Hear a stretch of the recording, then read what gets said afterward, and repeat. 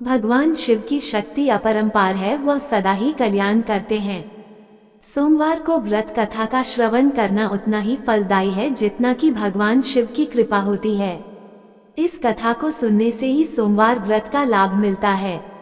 इस कथा के अंत में सोमवार व्रत की विधि का भी वर्णन किया गया है, जिसे आपको अवश्य ही जानना चाहिए ताकि आपके व्रत का धर्म लाभ आपको पूर्ण रूप से प्राप्त हो सके। नमस्कार शिव भक्तों, धर्म भाव चैनल में आप सभी का स्वागत है। तो चलिए शुरू करते हैं सोमवार की व्रत कथा। किसी नगर में एक धनी व्यापारी रहता था। दूर दूर तक उसका व्यापार फैला हुआ था। नगर के सभी लोग उस व्यापारी का सम्मान करते थे।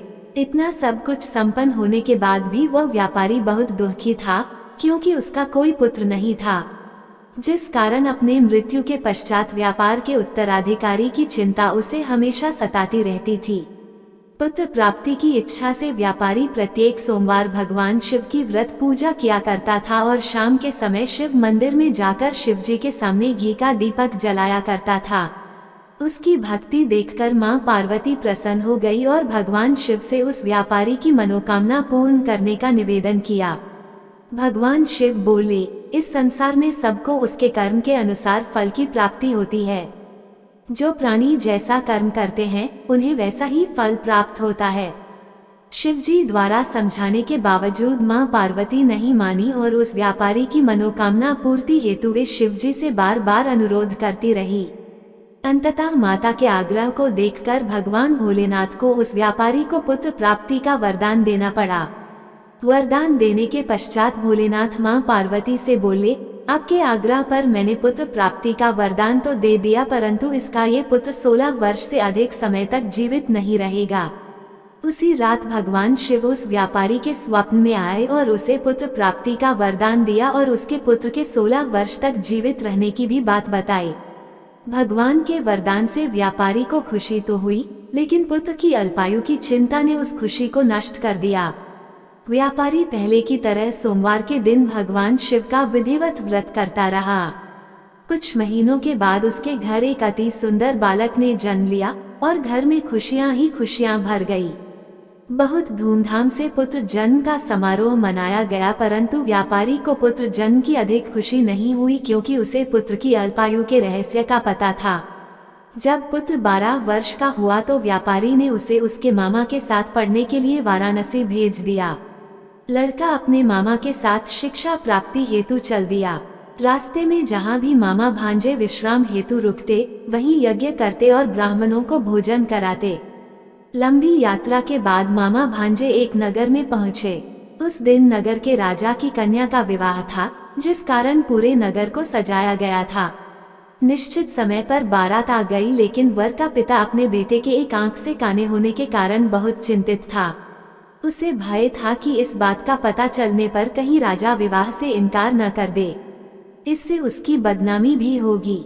जब वर के पिता ने व्यापारी के पुत्र को देखा तो उसके मस्तिष्क में एक विचार आया। उसने सोचा, क्यों न इस लड़के को दूल्हा बनाकर राजकुमारी से विवाह करा दूं।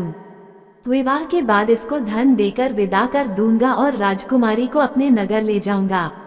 वर के पिता ने लड़के के मामा से इस संबंध में बात की। मामा ने धन मिलने के लालच में वर के पिता की बात स्वीकार कर ली। लड़के को दूल्हे का वस्त्र पहनाकर राजकुमारी से विवाह कर दिया गया। राजा ने बहुत सारा धन देकर राजकुमारी को विदा किया। शादी के बाद लड़का जब राजकुमारी से साथ लौट रहा था तो वह सच नहीं छिपा सका और उसने राजकुमारी के ओढ़नी पर लिख दिया, राजकुमारी, तुम्हारा विवाह मेरे साथ हुआ था।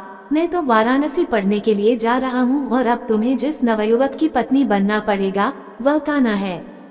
जब राजकुमारी ने अपनी ओढ़नी पर लिखा हुआ पढ़ा तो उसने काने लड़के के साथ जाने से इनकार कर दिया।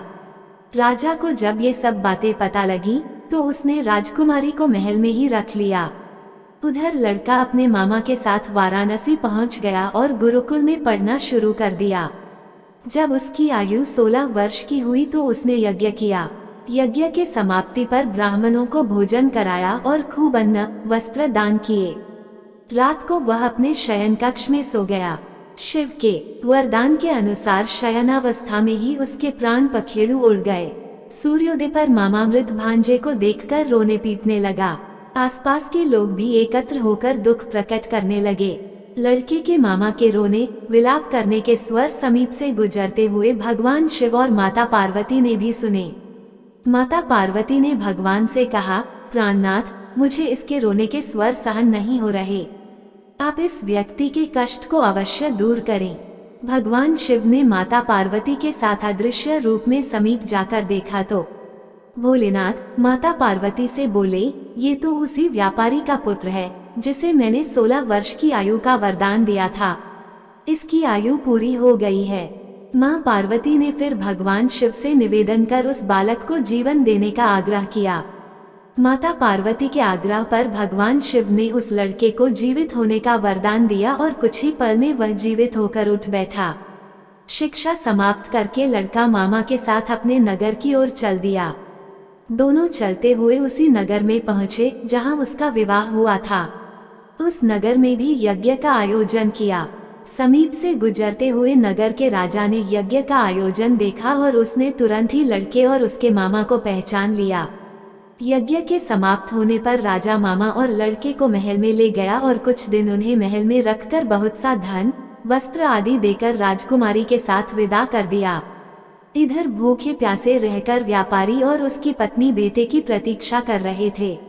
उन्होंने प्रतिज्ञा कर रखी थी कि यदि उन्हें अपने बेटे की मृत्यु का समाचार मिला तो दोनों अपने प्राण त्याग देंगे, परंतु जैसे ही उसने बेटे के जीवित वापस लौटने का समाचार सुना तो वह बहुत प्रसन्न हुआ। वह अपनी पत्नी और मित्रों के साथ नगर के द्वार पर पहुंचा। अपने बेटे के विवाह का समाचार सुनकर पुत्रवधू राजकुमारी को देखकर उसकी खुशी का ठिकाना न रहा। उसी रात भगवान शिव ने व्यापारी के स्वप्न में आकर कहा, हे श्रेष्ठी, मैंने तेरे सोमवार के व्रत करने और व्रत कथा सुनने से प्रसन्न होकर तेरे पुत्र को लंबी आयु प्रदान की है। पुत्र की लंबी आयु जानकर व्यापारी बहुत प्रसन्न हुआ। शिव भक्त होने तथा सोमवार का व्रत करने से व्यापारी की सभी मनोकामनाएं पूर्ण हुई। इसी प्रकार जो भक्त सोमवार का विधिवत व्रत करते हैं और व्रत कथा सुनते हैं उनकी सभी इच्छाएं पूरी होती हैं। यहाँ पर भगवान शिव की सोमवार की शिव कथा समाप्त होती है। आइए अब हम जानते हैं सोमवार व्रत कथा की विधि के बारे में। प्रत्येक सोमवार को मंदिर जाकर शिव परिवार की धूप, दीप, नैवेद्य, फल और फूलों आदि से पूजा करके सारा दिन उपवास करें। शिवलिंग पर बेलपत्र चढ़ाकर उनका दूध से अभिषेक करें। शाम को मीठे से भोजन करें।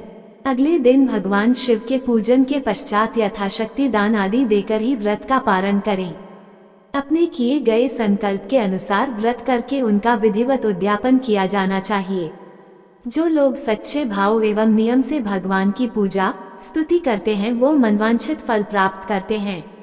इन व्रतों में सफेद वस्त्र धारण करके सफेद चंदन का तिलक लगाकर ही पूजन करना चाहिए तथा सफेद वस्तुओं के दान की ही सर्वाधिक महिमा है।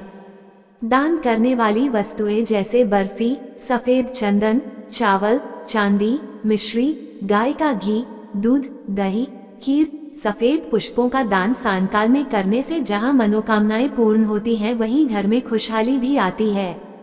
क्या खाएं? खीर, पूरी, दूध, दही, चावल। व्रत में नमक नहीं खाना चाहिए। किस मंत्र का करें जाप? ओम नमः शिवाय के अतिरिक्त चंद्र बीज मंत्र ओम श्रा श्रीं श्रौं सा चंद्रयसे नमः और चंद्र मूल मंत्र ओम चम चंद्रम से नमः। आइए जानते हैं सोमवार व्रत से मिलने वाले लाभ। मानसिक सुख एवं शांति का प्रसार होगा। व्यापार में वृद्धि होगी। परिवार में खुशहाली आएगी। जिस कामना से व्रत किया जाएगा वह अवश्य पूरी होगी। प्रिय शिव भक्तों, हमारी आज की प्रस्तुति आपको कैसी लगी कमेंट में लिखिए। और यदि आप एक सच्चे शिव भक्त हैं तो लाइक करके कमेंट में हर हर महादेव जरूर लिखें और धर्म भाव चैनल को सब्सक्राइब करके बेल आइकन को जरूर से दबाएं ताकि हमारी आने वाली वीडियो आपको मिलती रहे। नमस्कार।